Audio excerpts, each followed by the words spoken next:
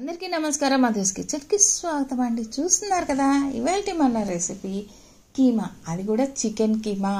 Mutton ఇష్టపడిన వాళ్ళందరికీ చాలా చాలా నచ్చుతుంది. ఇది లొట్టలు వేసుకుని తింటారనుకోండి, రైస్ రోటీ దేనిలోకైనా సూపర్గా ఉంటుంది. ప్రిపరేషన్ అంటారా, చాలా తేలికే అన్నమాట. చక్కగా మనం బోన్లెస్ చికెన్ తీసుకొని దాన్ని ఈ విధంగా సన్నగా పీసెస్ కట్ చేసుకొని రెడీ పెట్టుకోవాలి, శుభ్రం చేసి పెట్టుకోవాలి.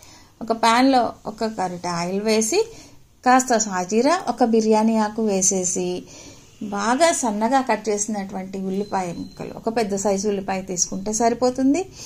మీడియం ఫ్లేమ్లో పెట్టి అది కాస్త వేగిన తర్వాత కొద్దిగా పసుపు, టేస్ట్కి సరిపడా సాల్ట్ కూడా వేసి ఆ ఉల్లిపాయ ముక్కలు కాస్త మెత్తబడేదాకా అలా వేగనివ్వాలి.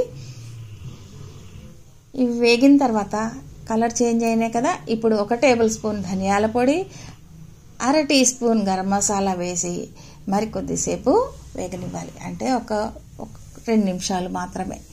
ఆ తర్వాత మనం రెడీ చేసి పెట్టుకున్నాం కదా పుదీనా పచ్చిమిర్చి పేస్ట్, అది కూడా వేసి ఒక 1/2 నిమిషం వేగిన తర్వాత ఆ చికెన్ని వేసేసేయాలి. స్టవ్ని లో ఫ్లేమ్లోకి మార్చి ఆ మసాలా ఆ చికెన్ అంతా మిక్స్ అయ్యేదాకా బాగా కలిపేసేసి ఒకసారి మూత పెట్టి మీడియం ఫ్లేమ్లోకి మార్చి ఒక్క 10 నిమిషాలు ఉంచామనుకోండి, చికెన్లో ఉన్న నీరంతా కూడా పక్కకు వచ్చేస్తుంది. అప్పుడు ఒకసారి బాగా కలిపేసి ఇప్పుడు మనం టేస్ట్కి సరిపడా కారం, మనం తినే కారాన్ని బట్టి నేను 1 స్పూన్ వేసాను. అట్లానే చికెన్ మసాలా కూడా 1 స్పూన్ వేసాను. ఈ మసాలా అంతా కూడా బాగా పట్టేలాగా ఒకసారి కలిపేసి స్టవ్ని లో మీడియం ఫ్లేమ్లోకి పెట్టుకొని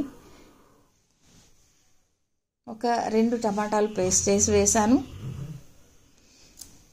సో ఈ టమాటా పేస్ట్ కూడా ఆ చికెన్కి పట్టేలాగా మరొకసారి బాగా కలిపేసి కొద్దిగా వాటర్ యాడ్ చేసి మరొకసారి బాగా కలిపి స్టవ్ని లో మీడియం ఫ్లేమ్లో పెట్టి ఉడకనివ్వాలి. ఇప్పుడు మనం ఒక ప్యాన్లో కొద్దిగా ఆయిల్ వేసుకొని పట్టా లవంగాలు, అట్లానే 1 టేబుల్ స్పూన్ అల్లం వెల్లుల్లి పేస్ట్ వేసి చక్కగా లో ఫ్లేమ్లో కమ్మటి వాసన వచ్చేదాకా వేసి ఒక 2 పచ్చిమిర్చి చీల్చి వేసి